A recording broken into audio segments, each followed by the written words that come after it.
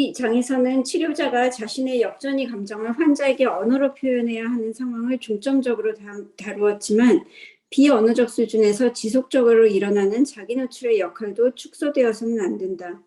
이에 대해서 레이너는 스톤의 영화 관찰 연구를 활용하여 어머니와 아기 사이에서 일어나는 정서적 조율과의 유사성을 확인했다. 레이너는 어머니와 아이 사이에 나타나는 것 같은 행위 혹은 놀이가 분석가와 환자 사이에서도 상당히 지속된다는 점을 발견했고 이 과정이 정서적 듀엣을 구성한다고 말했다.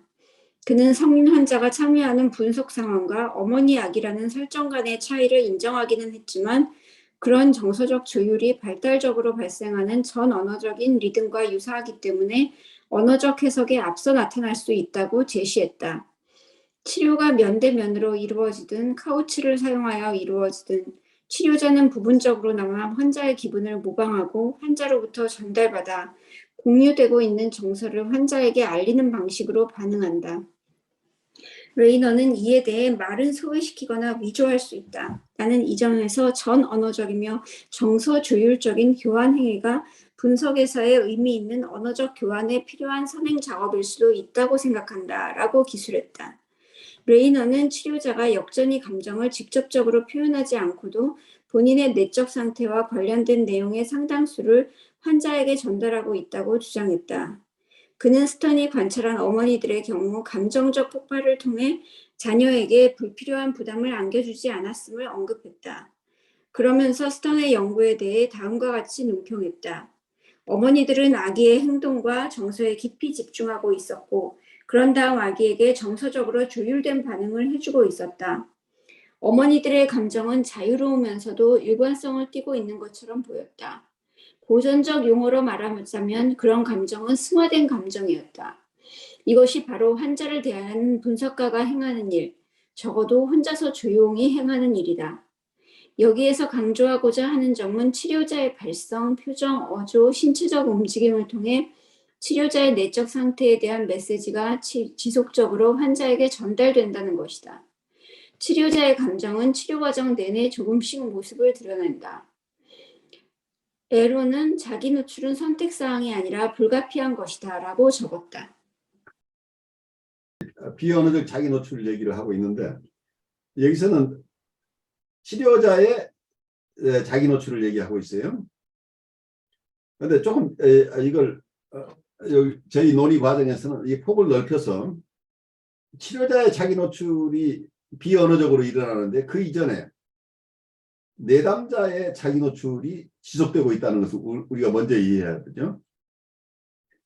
그래서 커뮤니케이션이라는 입장에서 본다면 커뮤니케이션을 너무 한정적으로 우리가 랭귀지라는 이런 툴에 한정하는 거가 굉장히 함정이에요. 그래서 고전적 정신분석에서 너무 지나치게 언어에 의한 치료에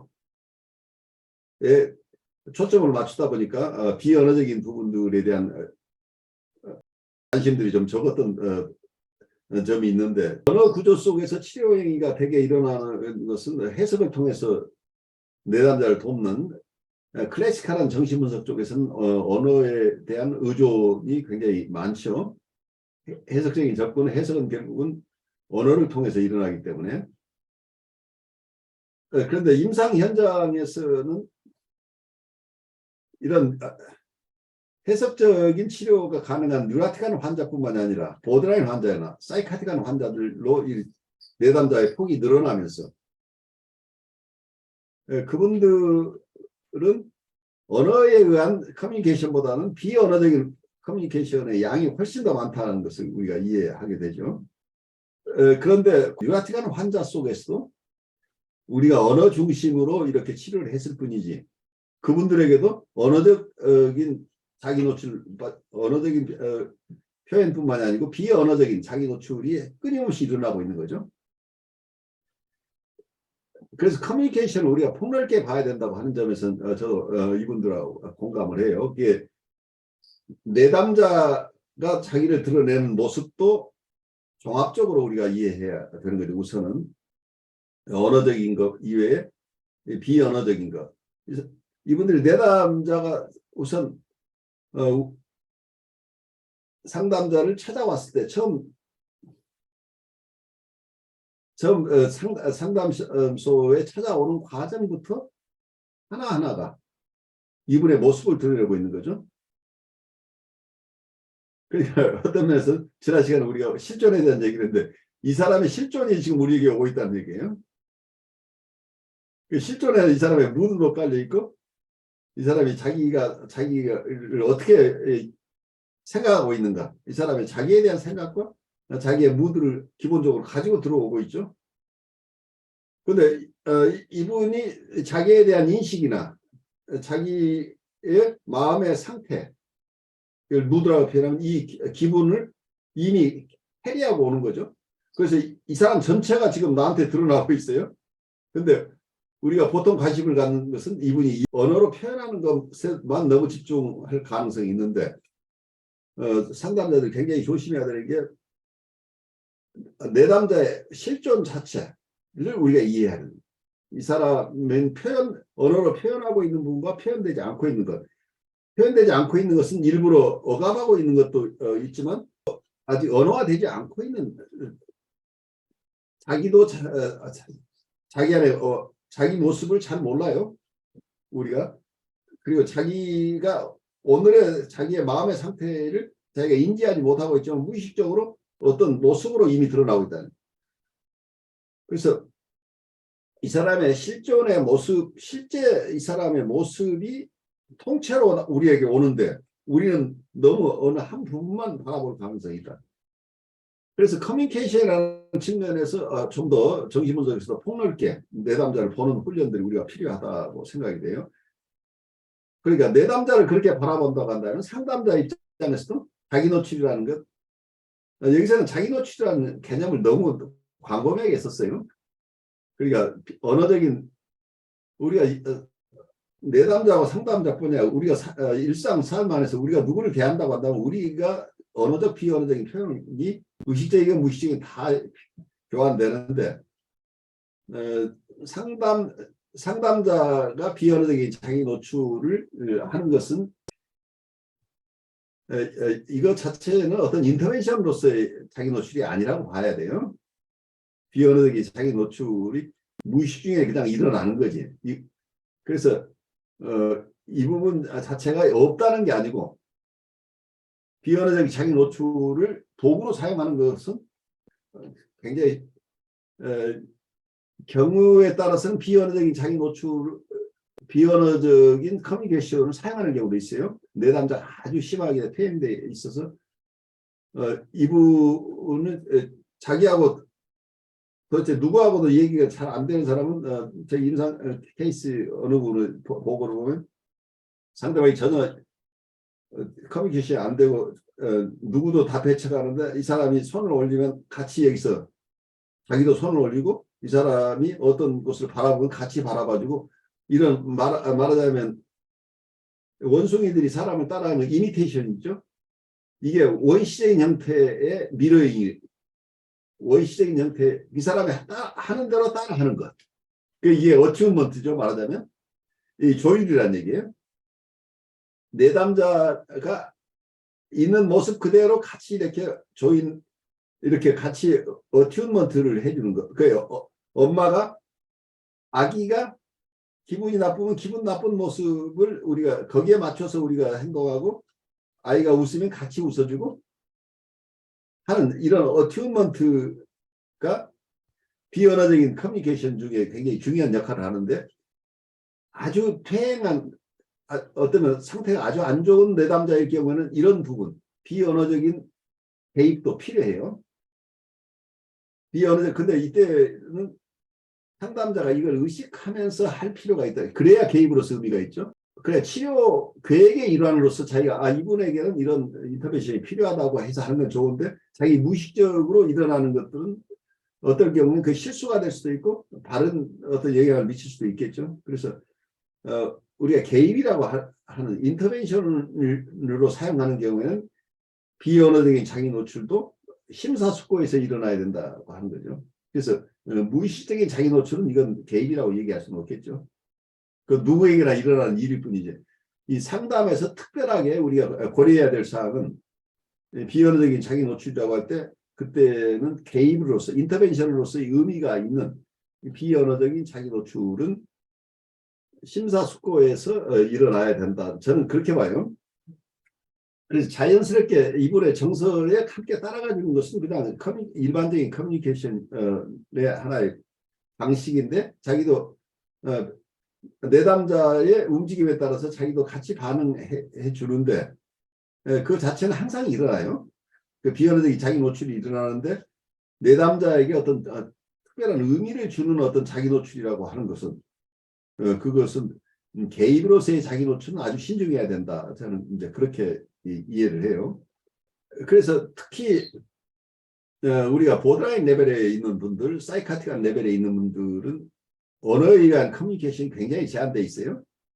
그래서 이분들에게 언어로 자유현상을 하라고 하는 것은 굉장히 어려워요. 그 자체가 이분들에게 지나친 자극을 주기 때문에 경우에 따라서 부작용이 더 클 수도 있어요. 그게 심하게 사이카틱한 사람들은 자유현상 시켜도 큰일 나요. 그러면 이 사람은 어떤 굉장히 큰 판타지 속에 들어가면서 현실감을 상실하게 될 가능성도 있는 거죠.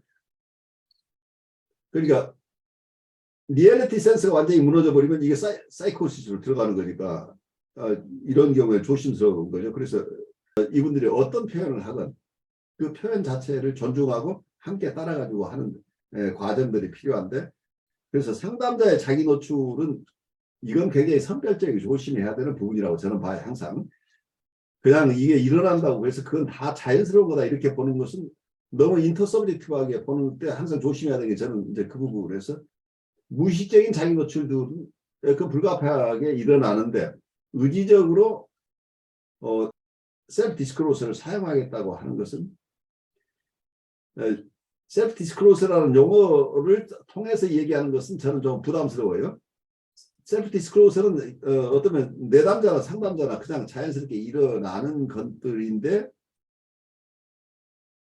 그런 것들을 무의식적으로 일어나는 걸 우리가 다 통제할 수 없지만 의식적인 셀프 디스크로스 자체는 굉장히 선별해서 해야 되고 정신분석이나 상담 쪽에서는 개입이라고 할 수 있는 것만 우리가 의미 있게 좀 봐야 되는 거죠. 그래 개입이라고 하려면 우리가 내담자에게 어떤 내담자를 위해서 구체적으로 상담자가 어떻게 말을 하거나 어떻게 행동하거나 하는 것이 도움이 된다고 판단해서 의도적으로 어떤 말을 하거나 행동을 하는 것 자체를 개입이라고 볼 수 있겠죠. 그래서 치료 목적 하에서 일어날 때는 이걸 개입이라고 볼 수 있는데 내가 의식하지 못한 사이에 내 무의식이 행동하고 있는 것은 그것은 잘 관찰해서 엉뚱한 어떠면 여기서 저자들이 얘기하는 셀프 디스크로스 비언어적인 자기 노출이 내담자에게 악영향을 미치지 않도록 하는 오히려 조심해야 될 부분이지 이게 비언어적인 자기 노출이 그냥 일어나는 건 당연하다고 그대로 받아들일 부분은 아니라고 보여요. 그래서 비언어적인 자기 노출이 무의식적으로 일어나는 것에 대해서는 조심스럽게 혹시 내담자에게 상담자의 비언어적인 자기 노출이 내담자에게 나쁜 영향을 미치고 있는 것은 아닌지 상담 전체에 오히려 방해가 되고 있는 것은 아닌지 하는 부분을 살피고 그리고 비언어적 자기 노출이지만 의식적인 자기 노출을 할 때는 어떠한 목적하에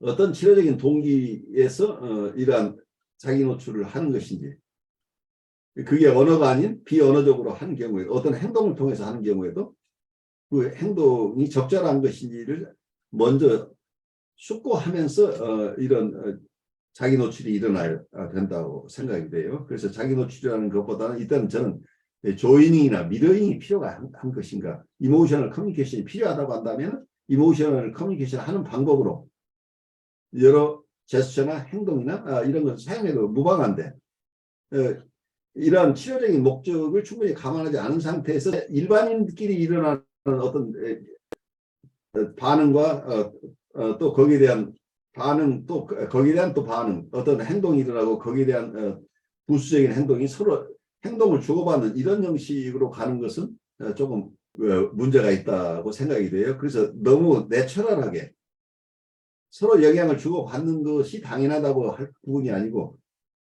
상담자는 상담자로서의 아이덴티티를 가지고 상담자로서의 입장에서 내담자를 보호하면서 내담자에게 필요한 정서적인 자양이 필요하다면 정서적인 커뮤니케이션을 할 때 언어가 아니라 비언어적인 방식을 취할 수도 있다. 이렇게 좀 이해하면 어떨까 싶어요. 제가 그 1교시에 얘기한 거와 같은 제가 지금 굉장히 힘들어하는 그 수업. 왜 비언어적인 그렇죠? 예, 화가 난 그 아이들의 막 그렇죠. 비언어적인 그 표정과 막 근데 그것도 뭐 하여튼 제 쪽에서도 뭔가가 이렇게 갔을 거 아니에요. 제가 이렇게 좀 감추려고 같이 그래도. 교류가 일어나고 있어요. 예, 저는 언어적으로는 전혀 안 하지만 비언어적인 게 그게 이렇게 상호작용이 일어나면서 제가 하는 게 더 크게 느껴졌을지도 몰라요. 그렇죠. 저는 언어적인 건 전혀 그렇게 부정적인 걸 안 할 거 아니에요. 근데 약간의 뭐 표정 변화라든지 뭐 표정이 굳는다든지 뭐 말을 안 하게 입을 다문다든지 뭐 이런 거 있잖아요. 그런 거의 여파가 훨씬 더 크게 느껴졌을 것 같아요. 그러니까 서로가 긴장 상태에 있거나 어떤 특히 어떤 집단이나 군중이나 이런 분들이 패러노이스틱 포지션에 있을 때는 언어는 전혀 안 들리는 거죠. 무드만 전달되는 거죠. 어떤 정서적인 것들이 오히려 더 훨씬 더 크게 작용을 하는 거죠. 네. 그런 것 같아요. 정상적인 어떤 그 긴장 상태에 있지 않은 데서는 언어적 소통이 훨씬 또 이렇게 자유롭게 왔다 갔다 자유롭게 할 것 되는 거죠. 같아요. 예, 굉장히 긴장 상태나 아니면 아까 우리가 앞에서 다룬 경계선 그쪽이나 하고 이게 소통에서는 아주 작은 게 굉장히 큰 여파를 주는 것 같아요. 그러니까 그때는 말이 불씨가 돼요. 말 한번 잘못했다가 큰 싸움 나죠. 그러니까요. 심지어는 이게 마스크를 저희가 하고 있거든요. 하고 있는데도 이 눈으로 조금 이게 눈이 약간 뭐 이렇게 흔들린다든지 뭐 하여튼 눈으로 하는 그것도 요만큼인데도 어마어마하게 딱 감지를 하는 순간이 있는 거를 제가 느꼈어요. 여튼 그죠. 간에. 예. 마스크를 이렇게 하는데도. 오히려 마스크를 하기 때문에 눈이 주는 효과가 엄청나게 커요. 예, 사람들은 눈동자 맞아요. 하나만 보고도 다 판단하니까. 예, 눈에 오히려 더 집중을 하게 되는 것 같아요. 네. 눈의 표정에. 함경님은 매일 임상에서 이제 이런 상황들을 경험하실 텐데 지금 우리가 얘기하는 비언어적인 자기 노출, 내담자의 자기 노출이나 또 상담자의 자기 노출들이 항상 일어나는데 거기에서 어떤 연상들이 있으면 좀 나누시죠. 제가 또 요즘에는 경계선 환자들을 많이 만나다 보니까 그 사람들은 정말 말을 하는 것과 본인의 그 마음이나 이런 거를 잘 인식하지 못하니까 말로는 정말 청산유수처럼 자기를 이렇게 잘 표현하는 것처럼 이렇게 하는데 어느 순간에 가보면 비언어적으로 막 이렇게 말을 갑자기 하다가 어느 순간에 딱 막 침묵하면서 갑자기 다운이 팍 된다든지 아니면 아까는 말로써 분위기는 되게 업되고 되게 즐겁고 그렇게 이제 얘기를 하는데 순간순간 중간에 그 사람들이 취하는 태도는 되게 우울하기도 하고 그다음에 약간 불안한 거 있고 그래서 손톱을 막 이렇게 한다든지 아니면 뭐 목걸이를 계속 만진다든지 이런 모습들이 되게 보이더라고요. 그래서 교수님이나 선생님 말씀하신 것처럼 되게 그래서 어디를 따라가야 될까? 말로는 되게 그렇게 하는데 그래서 제가 그 말에 자꾸 현혹되는 경우가 있는 것 같아요. 바로 이제 그래서 그 부분이죠. 예. 이 부분이 굉장히 어려운 거죠. 이게 언어라고 하는 것은 상징인데 언어는 어떤 것을 드러내면서 또 한쪽에서는 감추고 있어요. 그 드러냄과 감춤이 함께 있다는 얘기예요. 언어로 표현하고 있는 것이 그분의 마음 상태에 있는 어떤 일부를 드러내지만 그 언어로 표현되지 않고 있는 것은 드러나지 않기 때문에 그 언어 구조 자체가 이미 숨김을 가지고 있다는 거예요. 그래서 그분을 이해하는 데는 드러나는 부분과 감춰진 부분을 동시에 봐야 된다고 합니다. 어쩌면 이건 실존주의 철학자들은 여기에 대해서 조금 더 명료한 관념들을 가지고 있어요. 근데 정신분석 속에서는 이걸 의식과 무의식으로 우리가 얘기하고 있죠. 언어화되고 있는 건 의식적인 얘기예요. 근데 그 언어를 통해서 표현하고 있는 것의 밑바닥에는 표현되지 않고 있는 것. 이 동기가 그 속에 숨겨져 있는 그 무의식적인 동기가 움직이고 있을 가능성이 있는데 이것까지를 함께 봐야 이 사람을 공감하는 거예요. 근데 대부분 우리가 지금 말씀하신 어느 장단에 춤춰야 될 줄 모르는 거죠. 이 사람 말은 즐겁게 하고 있는데 이 사람이 보이고 있는 어떤 행동이나 어떤 제스처나 이런 것들은 굉장히 우울한 측면을 드러내고 있는 거죠. 그러니까 이 두 가지를 다 우리가 공감해야 된다는 것 때문에 어렵다는 얘기니까. 이게 우리가 인지행동 쪽에서 본다면 우리가 드러난 부분만 가지고 이분하고 커뮤니케이션을 하겠죠. 그런데 정신분석 쪽에서 통찰을 가지고 있는 여러분들의 입장에서는 이분이 언어로 표현하고 있는 건 굉장히 매닉한 부분을 드러내고 있는데 조적 방어를 사용하고 있다는 얘기예요. 그 조적 방어를 하게 된 배경에는 이분의 우울함이 깔려 있을 가능성이 있는 거예요.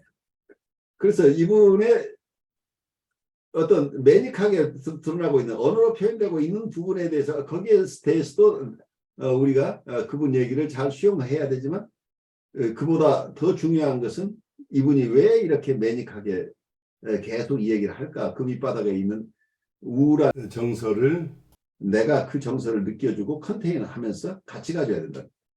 그래서 공감이라고 하는 것은 우리가 의식적인 공감과 무의식적인 공감을 동시에 함께 이루어야 되기 때문에 사실은 이게 표현해내기 어려운 거고 기술적으로 굉장히 어려워요. 그래서 우리가 잘못 얘기하면 의식적인 부분에 공감하다가 나중에 얻어맞는 수도 있는 거죠. 자기는 지금 화가 나가지고 그렇게 즐거운 척하고 있는데 얼마나 즐거우세요라고 우리가 조이닝 했을 때 선생님은 그렇게 눈치가 없어요 하면서 또 이제 화를 낼 가능성도 숨어 있다는 얘기예요.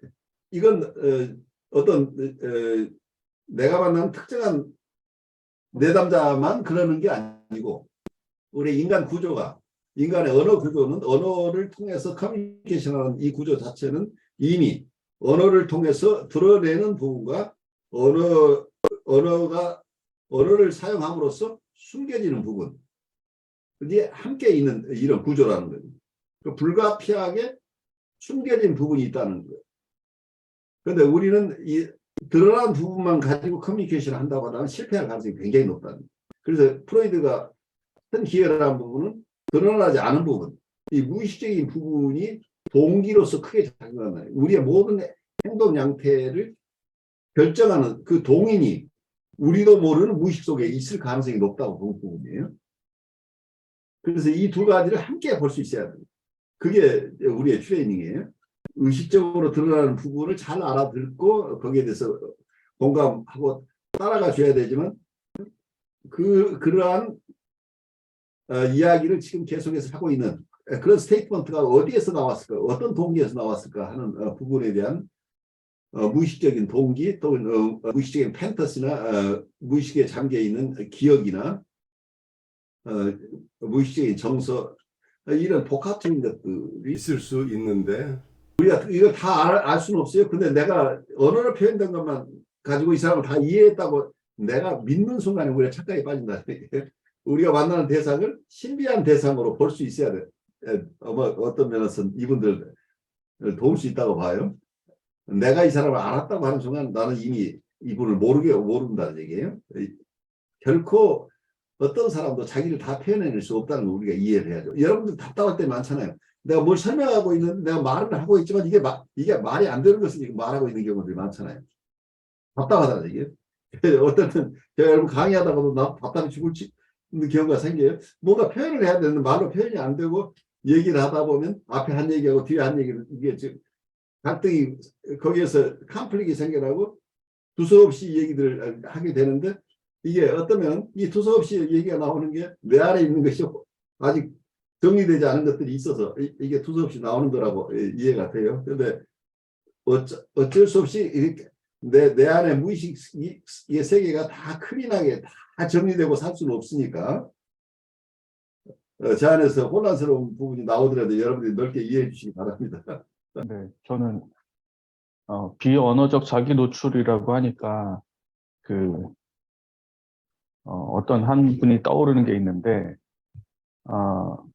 제가 굳이 이렇게 특별히 어떤 그분에 대해서 잘못된 말을 하거나 행동을 안 했다라고 생각을 했었는데 저에 대해서 되게 불편한 감정을 가진 분이 있었어요. 이제 교회 안에 그런 분이 계셨는데 그래서 나중에 얘기를 들어보니까 제가 인사를 안 했다는 거예요. 본인을 보고.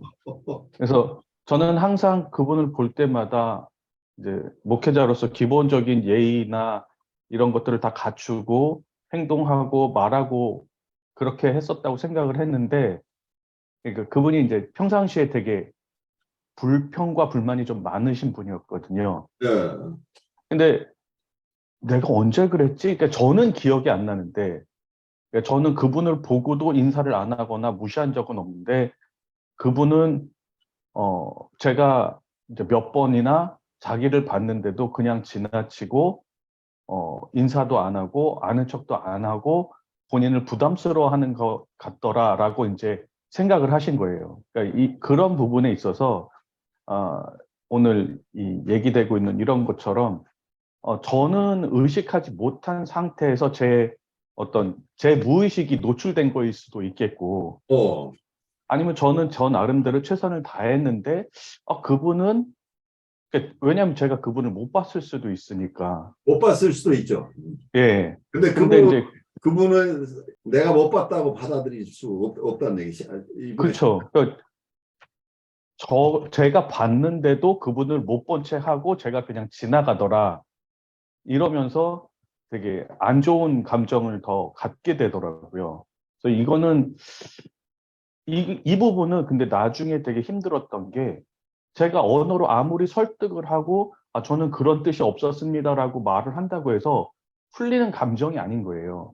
그게 어려운 거죠. 네. 그렇다고 제가 그거를 매번 볼 때마다 설명할 수도 있는 것도 아니고, 근데 그분으로 인해서, 그분은 자기 본인의 감정을 계속해서 다른 분들한테 표현하고, 이제 막 이렇게 퍼뜨리고 이러니까 제가 상당히 곤란했던 적이 있었거든요. 그래요.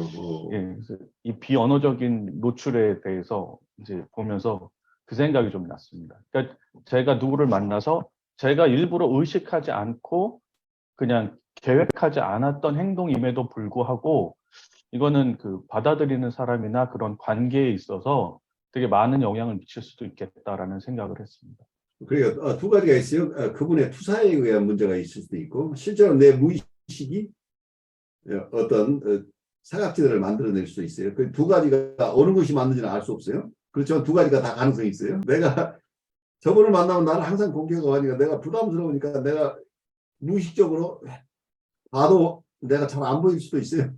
근데 저분은 내가 자기를 전혀 보지 않고 있는 내 모습만 보여도 저 목사님은 나를 또 불편하게 생각하고 계시죠. 그래서 나를 지금 쳐다보지 않는 거야 라고 이미 투사를 해서 나를 보기 때문에 이게 상승작용을 일으키니까 뭐 옥석을 가릴 수가 없는 상황이 되는 거죠. 근데 제 입장에서는 이제 저를 합리화하고 변호하게 되잖아요. 그렇죠. 근데, 이제 그 관계에 있었을 때, 저는 어떻게 보면 오히려 그분에 대해서 더 깍듯하게, 더 예의 바르게, 더 존중하는 태도로 그렇게 대했거든요. 평상시에 그게 오히려 그분에게는 더 네. 거리감이 있게 느껴질 수도 있죠. 그러니까요. 그게 참 어려운 것 같아요. 그렇죠. 그러니까 네. 이게 이모셔널 커뮤니케이션밖에 없다는 게 이제 이런 것들이에요.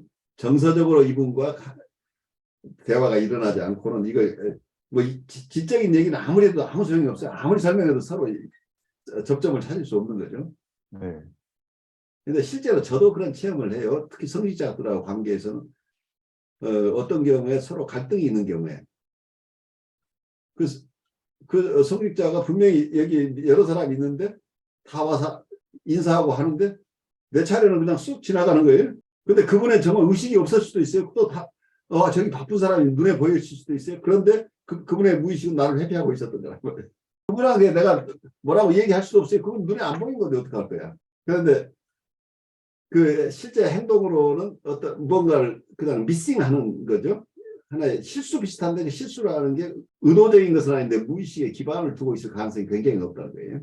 그래서 우리가 내가 뭐라고 얘기하지 않았다고 나를 변호할 수는 없는 부분이다. 내가 일부러 행동하지 않았다고 얘기할 수 없는 게 우리 안에 합리적인 것과 비합리적인 것이 함께 있다고 하는 것을 우리가 이해해야 돼요. 그래서 정신분석을 여러분들이 좀 깊이 공부를 하면 우리가 겸손해질 수밖에 없어요. 왜냐하면 내가 아무리 완벽하게 한다고 하지만 내가 내 무의식을 컨트롤할 수 없기 때문에 내가 또 무슨 엉뚱한 짓을 할 수 있다는 것을 우리가 인지하기 때문에 다른 사람에 대해서 내가 잘났다고 주장하는 것이 점점 힘을 잃어가요. 그래서 자연스럽게 겸손해져요. 그리고 상대방을 우리가 함부로 공격하지 않게 돼요. 우리가 이런 심리 내적인 통찰이 없는 경우에는 섭섭하게 하는 저 사람 하는 것 하나하나가 다 의도적으로 느껴진다. 의식적으로 나를 이렇게 배척하려고 혹은 나를 미워해서 저렇게 행동하고 있다고 그 하나하나가 괘씸함이 막 쌓여간단 말이에요. 이게 시어머니하고 며느리 간에 이 심리 내적인 것을 이해하지 못하면 점점 어떻게 이해를 할 수 없는 상황으로 극단적으로 정서가 부풀려진다는 얘기예요. 서로 간에 의식적으로 그런 것은 아니기 때문에 다 억울해요. 둘 다 억울한데 무의식을 함께 계산해서 이게 통합된 인격으로 본다고 한다면 각자 억울할 게 하나도 없어요. 왜냐하면 마음속으로 미워하고 있었으니까. 무의식적인 미움이 자꾸 뭔 것을 해야 될 걸 안 하게 하거나 실수를 하거나 하는데 지나치게 과하게 하거나 따뜻하게 더 하면 할수록 내 보상 심리가 작용하고 있기 때문에 그 상대방은 정서적으로 나한테 정말 거리를 두는구나. 이제 또 이렇게 느낄 수도 있어. 이게 아주 복잡한 거죠. 이은석 님도 좀 나눠주시겠어요? 방금 뭐 하나가 생각이 스쳤는데, 유부남을 사귀는 여성 환자가 생각났어요. 네. 졸업을 한 환자인데, 사실 굉장히 이게 안타까웠거든요, 제 마음에서는.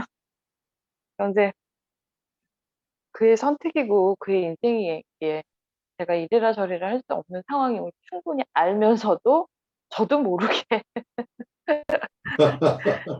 탐탁치 않은 마음들을 품고 이렇게 만나다 보니 왜 저럴까? 아유, 또 헤어진다더니 또 만났네. 맨날 헤어진다고 그랬는데 또 만나고 또 만나고. 네, 그러다가 이제 완전히 이제 더 진행이 되고 있었던 것 같아요. 그러더니 이 환자가 안 오기 시작해요. 계속 캔슬. 그리고 또 어느 순간은 어떤 말을 하지 않는데 의사소통이 굉장히 어떤 막혀 있는 듯한 느낌들을 받게 됐어요. 그 환자도 거북하고 그렇죠. 자기가 선생님한테 한 얘기가 있는데 자기 변하지 않고 또 똑같은 행동을 반복하니까. 그래서 결국에는 조용히 제가 팽을 당했죠.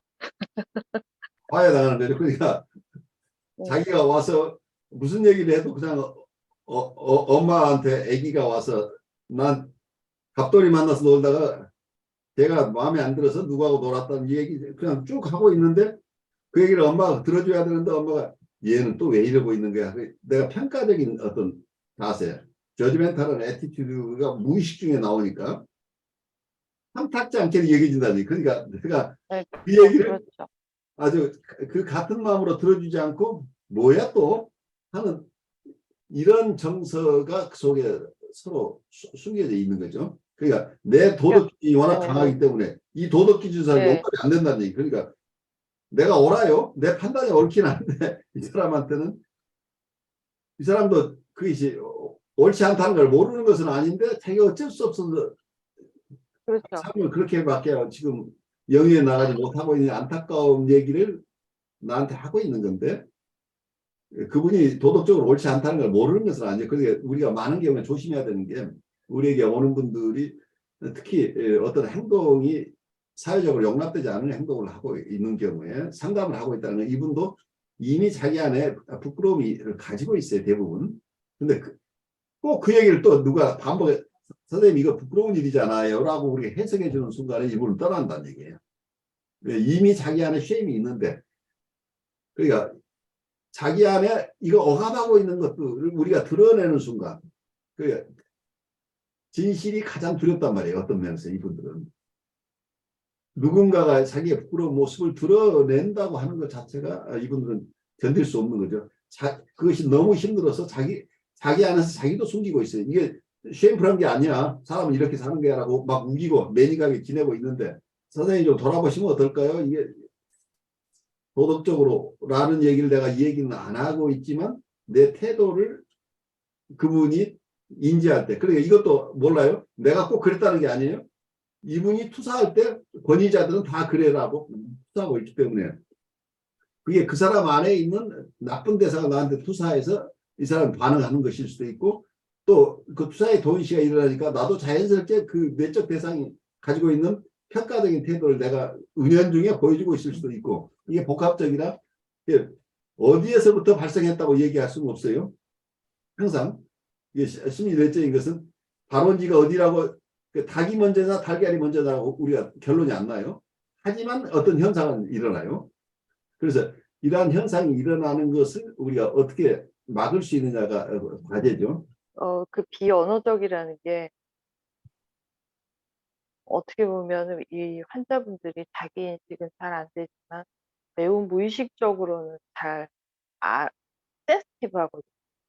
그래서 제가 아무리 그 방어적인 태도로 상담자 마인드로 뭔가를 포장해서 그분들한테 질문을 하고 얘기를 하더라도 그게 속내가 드러나는 것 같아요. 그래요. 그게 이제 어렵다는 얘기예요. 이분들이 그래, 무의식보다 네, 훨씬 발달해 있기 때문에. 그렇습니다. 그래서 다음 세션에 안 온다, 잘 오던 사람이 그럼 분명히 제가 뭔가 실수를 한 거예요. 제가 주관적인 정서를 너무 많이 표출을 했다거나 저도 모르게 답답해서 푸시를 했다거나 요새 많이 반성하고 있어요. 근데 그래요. 잘 안 되네요. 아까 얘기대로 일방적인 게 아니에요. 그러니까 원인이 어디에 있을지 모르지만 그런 현상을 전반적으로 다 어떻게 우리가 하나도 일어나지 않게 할 수는 없는데 이제 이런 의식이 있으면 점점 이렇게 좀 줄어들 수는 있겠죠. 저도 제가 겪었던 이제 많은 그 본의 아니게 오해받았을 때 제가 느꼈던 것은 상대방이 나를 공격하고 있구나라는 측면이 네. 있고 또 상대방은 왜 나를 그런 식으로 느꼈을까? 뭔가 악의적인 감정을 처음부터 품고 뭐 이런 걸까? 그런 것도 있을 수 있겠지만 어떻게 보면 그 사람 내적에 있는 어떤 트리거 포인트가 건드려지면서 어떤 전이 현상이 이쪽으로 무의식 중에 일어나면서 하는 그런 측면도 있을 수 있겠다. 이런 생각을 좀 했었고요. 사실은 아주 복잡하게 여러 가지 생각을 했었는데요. 아까 사실은 이 책 말고 전 책, 프로이드 이 책에서 이제 PS와 디포지션을 하고 연결을 해서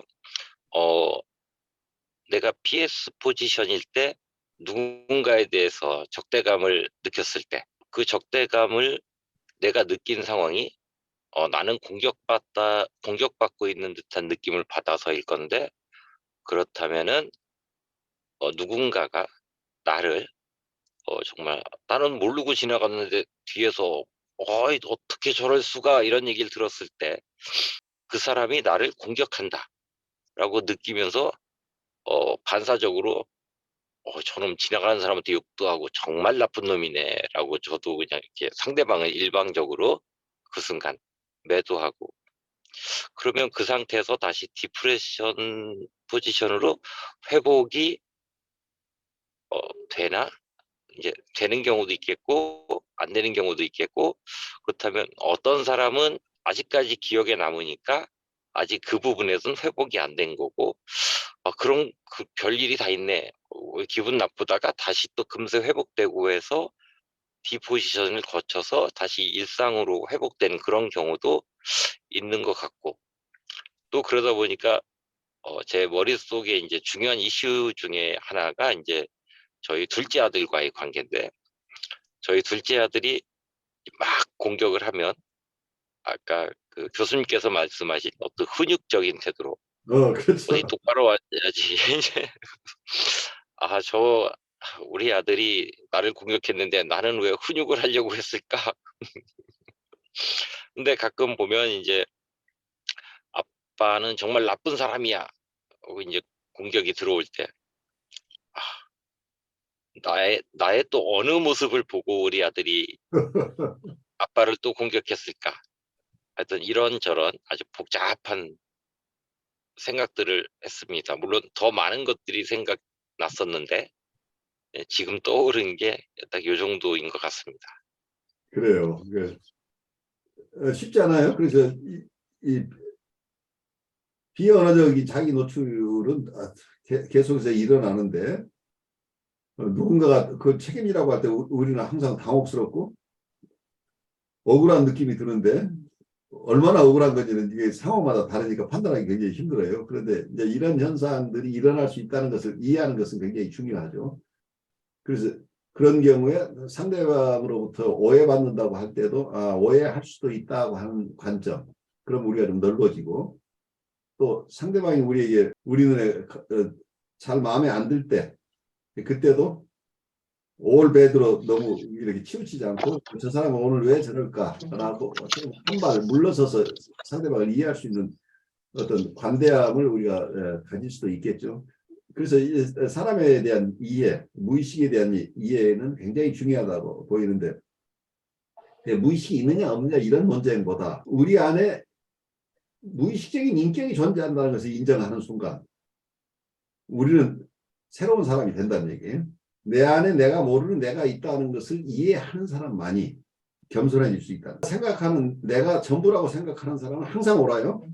그리고 다른 사람이 다 틀려요. 그래서 세상과 살아가는데 자기 안에 있는 자기의 무의식적인 인격이 있다는 것을 인정하는 사람은 대상에게도 무의식적인 인격이 있다는 것을 인정하기 때문에 서로가 서로에게 관대해질 수 있다는 거죠. 그런데 우리가 지적으로만 이렇게 세상을 공부 잘하는 쪽으로 계속 갈 때 사회적인 문제가 각자 다 너무 명료하고 클리어하게 자기 생각을 가지고 주장하고, 그래서 요즘 뭐 정당에서 무슨 중요한 자리에 있을 사람을 선출하는데도 무슨 토론대회를 거친다고 하는데, 이게 토론대회라는 게 무의식의 얘기 아니고 전부 의식의 얘기들이잖아요. 정치가는 합리적인 부분도 있지만 정서적인 능력이 뛰어나야 되죠. 근데 요즘 보면은 어떤 사태가 생겼을 때, 비극적인 사태가 생겼을 때 비극적인 사태에 공감하는 능력보다는 그걸 합리화해서 주지화해서 반응하는 능력이 탁월한 사람들로 세상이 채워져 있는 것 같아요. 지적 능력을 맥시멈 개발해서 그것을 자랑으로 삼아서 사는 사람들이 너무 많아졌다는 얘기예요. 그래서 정서적인 부분에 대한 살핌 자체가 별거 아닌 것, 그냥 무시할 수 있는 것 정도로 이렇게 이해되는 경우들이 생겨서 참 안타깝다는 생각이 들어요. 그래서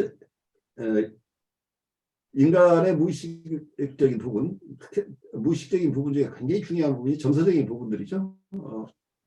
그런데 이 무의식적인 부분들을 무시하고 있다고 하는 것은 세상을 반도 아니죠. 그러면 세상의 10분의 1 정도만 세상을 이해하고 산다고 보는 거죠. 리슨이 중요하지만, 우리가 합리성이 굉장히 중요하지만 인간의 삶은 합리성만으로 사는 게 아니고 정서적인 삶이 함께 있다고 하는 거죠. 그래서 자기의 정서와 상대방의 정서, 이 모든 것을 굉장히 중요하게 생각해야 되는데, 이런 정서적인 능력이 없는 분들이 지도자의 자리에 가게 되면 많은 사람들에게 피해를 줄 가능성이 있는 거죠. 그 사람들 안에 일어나고 있는 역동들, 정서들, 이런 아픔들을 보기보다는 이걸 어떻게 처리하면 돼? 우리가 수습하면 될 거 아니야. 이제 이런 쪽으로 가버린다는 얘기예요. 수습이라는 것 자체가 그냥 합리적으로 리스너블하게 사고가 났으면 사고 처리하면 되는 거 아니야. 그러니까 수습하면 된다고 하는 생각들이 너무 팽배해 있는 것 같아요. 그럼 사람이 사망하면 그 사람들 그냥 장례 지내면 수습된 거 아니야. 우리 할 만큼 했는데 또 무슨 얘기야. 뭘 어떻게 더 하라고. 이제 이런 상황들이 가버릴 가능성이 있어서 이런 마음의 자세들이 지적인 훈련 중심으로 사람들이 편향되게 살아온 과거들이 거기에 들어있는 것 같아요. 이제 그렇게 이제 지적인 분들이 이제 아무래도 정치를 많이 하게 되는 이제 구조적인 측면이 있긴 한데, 그렇게 이제 어떤 그런 사건을 정서적인 공감 없이 교수님 말씀처럼 이렇게 난 처리할 거 다 했어 라고 하는 사람들의 그 이면에는 또 얼마나 많은 박탈과 결핍과 그런 것들이 있지 않을까. 그 사람은 어떻게 보면 지적으로 도피를 한 건가, 이게 어디서 이제 들은 얘기가 거기에 대입이 돼서 이제 그런 생각이 좀 들었는데, 생각해 보면 이런저런 사회를 겪어보진 않았지만 제가 여태껏 겪어온 현대 한국 사회라는 측면에서는 계속 그쪽으로 강조될 수밖에 없지 않았을까, 뭐 이런 생각을 한번 해보았습니다. 그래요. 쉽지 않은 얘기들이죠. 네. 정서라는 게 참 어디까지가 지적인 거고 어디까지가 정서적인 건지 사실 좀 구분이 잘 안 되잖아요. 어떻게 쉽지 보면. 않죠. 문제가 어떻게 나타나느냐 이렇게 생각을 해보면 합리적이고 지적으로 사는 사람들 뭐 크게 문제는 없어요. 기능적으로 잘해요. 그런데 이게 어떤 외부 환경에서 이 사람이 감당할 수 없는 큰 어떤 자극이 딱 왔을 때는 차이가 나요. 그게 큰 차이가 나는 거죠. 예. 확 무너져요. 진짜. 왜냐하면 속은 텅 비어 있거든요. 그러니까 오히려 그런 사람들이 자기중심성이 적고요. 또 자기에 대해서 잘 알고 있다고 하지만 알고 있는 거는 되게 편협한 상황이죠. 그러니까 통합되지 않은. 그래서 이게 그런 좀 가치 판단을 갖고 굉장히 어떤 자기 믿음에 의해서 살아왔는데 뭔가 외부 자극으로 그 기준이 와르르 무너졌을 때 이 사람들이 되게 취약한 상태가 돼서 그 떨어지는 자존감은 정말 네. 그 차이는 정말 감당이 안 되죠. 저는 쪼끔 이제 이런 이걸 좀 어떻게 상징적으로 얘기하면은 무의식과 의식이 쪼끔 더 이렇게 소통할 수 있는 자기와 자아의 관계가 너무 먼 상태는 현대인들을 오히려 더 소외시키고 스스로를 더 고립감에 시달리게 하고 공허하게 하는 그런 상태가 아닐까 하는 생각이 들어요. 환자분들 보면서 저 나름대로는. 네. 그래요.